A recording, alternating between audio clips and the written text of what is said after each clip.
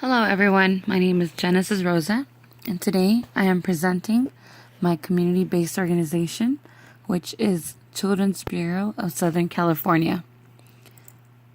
Across communities from all types of social and economic backgrounds, there is a generalized and universal sense of improvement. As humans, we have the desire to obtain more in life and go farther than our forefathers. In simplest of terms, to improve and live a life of fulfillment. We naturally seek to thrive in all aspects of life. Many times, however, we lack the understanding that we need of one another's support and that by investing ourselves in education, which as mentioned in our text is an equalizer, as early on as possible, we will surely surpass our own expectations. That by having a well-grounded network of relationships who empower and embrace one another in our ever-changing lives, this will only enable us to get there sooner. Taking on varying roles, parenting can be seen from different perspectives. Children's Bureau of Southern California is a nonprofit organization focused on the prevention of child abuse as a whole. Serving families and children ages 0 to 18 at 22 different offices throughout all of Southern California, they have applied a special emphasis on the first 5 years of life. Founded in 1904, Children's Bureau is recognized as being one of the largest investors in child abuse prevention in the country, one of the vital partners in starting United Way, which was formerly known as Community Chest, and for having a key role in the establishment of the USC School of Social Work. At the foundation of their framework, Children's Bureau's mission is to prevent child abuse and neglect, protect, nurture, and treat abused children, enhance the potential of families and communities, and advance the welfare of children by providing programs in foster care, adoptions, child development, parent education, mental health, research, and advocacy.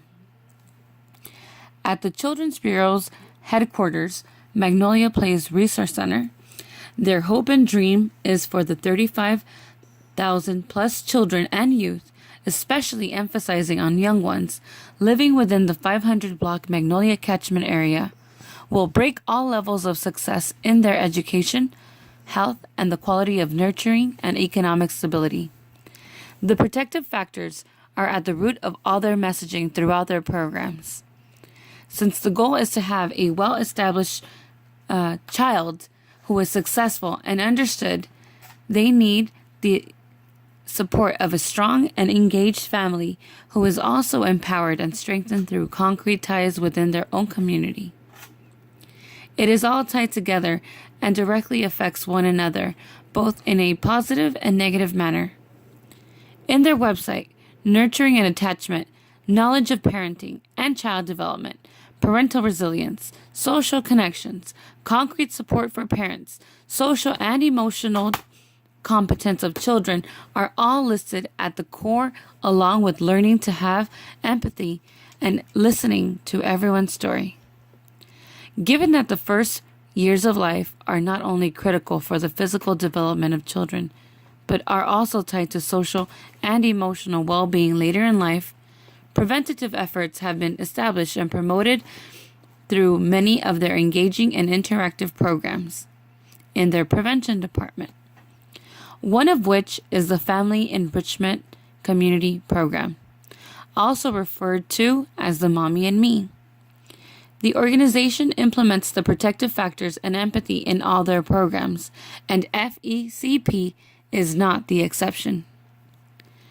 Through the Family Enrichment Community Program, parents have been exposed to what a parent and child class routine is like and empowered to, upon their completion of their participation, to transition into a volunteer-led model.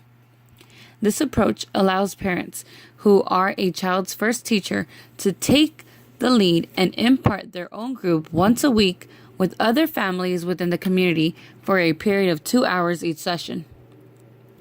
The parent volunteers take part in a 3-month-long training in which their protective factors, empathy, brain development, child development, leadership roles and responsibilities, and first aid and CPR training are given. Once they graduate the training, they are recognized as parent facilitators. Thereafter, they participate in ongoing monthly workshops and support groups.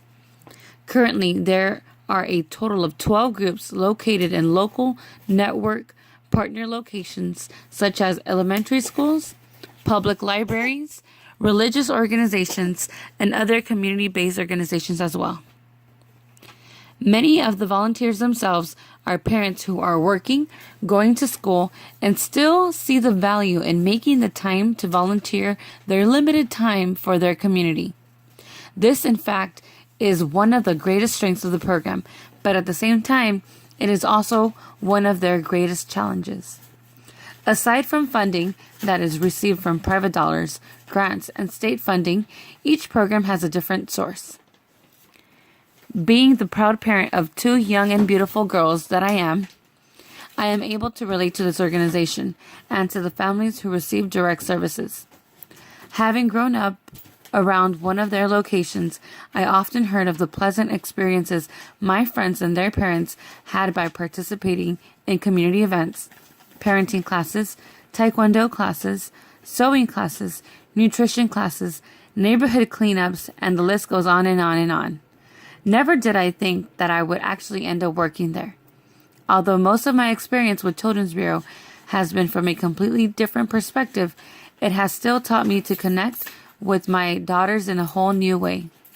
This February will mark 8 years of my professional career working at Children's Bureau. Throughout these years, it has been a great pleasure to work with the community and empower them, yet at the same time empowering myself. I am grateful for all the learning opportunities that have made me the person that I am today, and seek to continue growing not only as a nurturing parent, but also within my career at this organization.